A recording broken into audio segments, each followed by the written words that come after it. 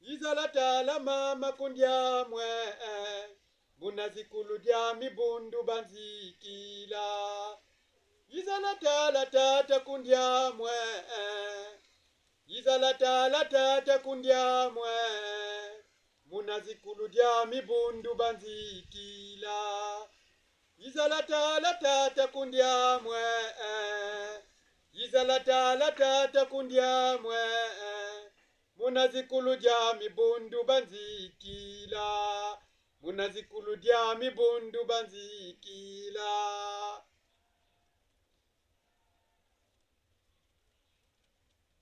J'annonce encore ce message pour que vous compreniez que Dieu existe.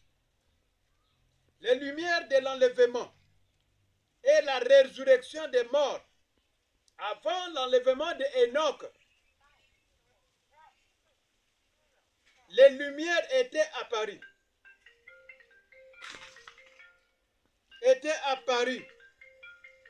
sur terre, flashées sur terre.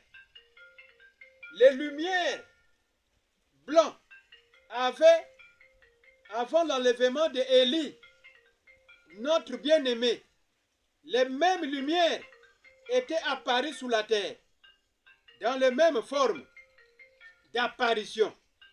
Avant l'enlèvement de notre Seigneur Jésus-Christ, les lumières là étaient apparues dans les mêmes formes sur la terre, pour signaler que ça va manifester un grand événement sur terre, au même moment ou au même mois, où la lumière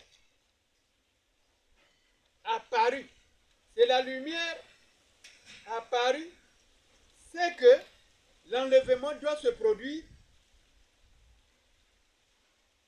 C'est là obligatoire parce que les lumières là n'apparaissent pas en vain sous la terre.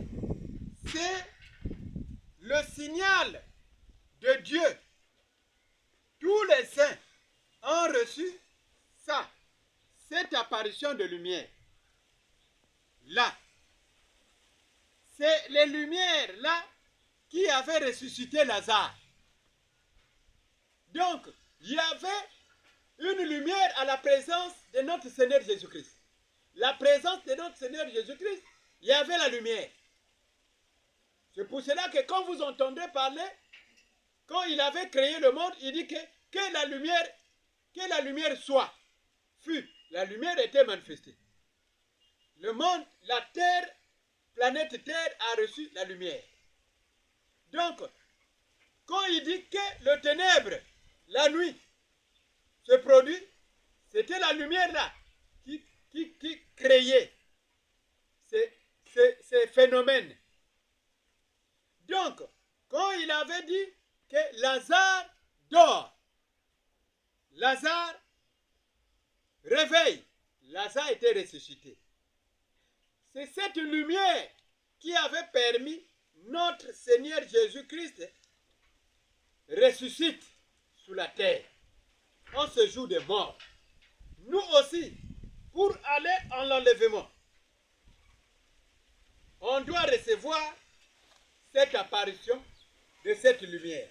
Le Seigneur Jésus-Christ, en ce jour des morts, la lumière l'a fait une surprise.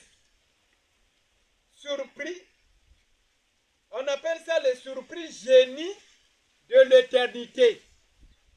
Le Kipla, puissance de Dieu. La lumière est venue. Le mardi, le 14 avril, le Simar, le Cossiver, la lumière de l'entrée géniale pour la promesse Formix. Donc, la promesse Formix de lumière de la promesse. Le Satem supplémentaire pour monter au ciel. Le Marjek, puissance. Le baptême cétronicien. On appelle ça le baptême cétronicien. Voyez? Donc chaque quelqu'un que Dieu envoie sur la terre, il doit le confier une mission précise et les révélations. C'est là où vous allez comprendre. Il y a le baptême cétronicien. Vous pouvez recevoir le baptême que vous imposez les chrétiens les mains dans votre église, que ce soit ailleurs. Mais Dieu aussi a son baptême cétronicien pour la promesse du jour, dont nous devrons croire que Dieu existe. Dieu ne faillit pas. Dieu est baptisé par l'imposition de main. Le Saint-Esprit a confirmé. Mais lui-même, il a son baptême qu'on appelle le baptême cétronicien de Dieu pour l'enlèvement international. Donc l'enlèvement ne peut pas se produire dans vos prédications. Dans vos prédications ou dans vos églises. Il faut recevoir le baptême cétronicien. Le prophète ne peut pas donner ça. Le prophète ne donne pas ça. Aucun prophète que Dieu a envoyé sur la terre a donné ce baptême cétronicien. Jamais. Le baptême cétronicien se trouve à Dieu lui-même. Moi, je suis qu'un terre, une vase de terre. Il m'utilise pour baptiser. C'est fini. Je baptise par le baptême du feu. Mais le baptême cétronicien est réservé à lui-même.